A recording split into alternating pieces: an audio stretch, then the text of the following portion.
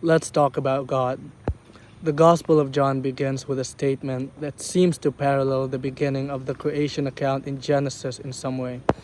We know that Genesis begins by saying, "In the beginning, God."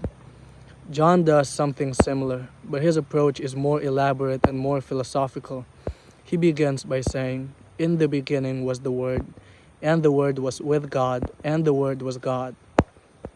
So John makes it clear that in the beginning of all things, the Word was already there.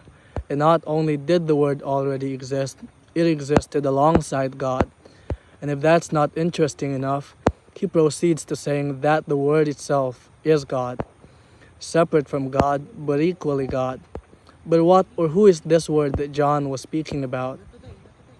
Well, if you read just a few verses later, you will learn that John was talking about Christ. But why describe him as the Word?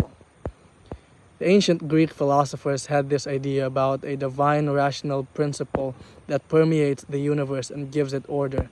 They called it the Logos. Jewish philosophers took this idea and related it to biblical themes such as the wisdom of God in Solomon's writings that was described as God's rational creative agent.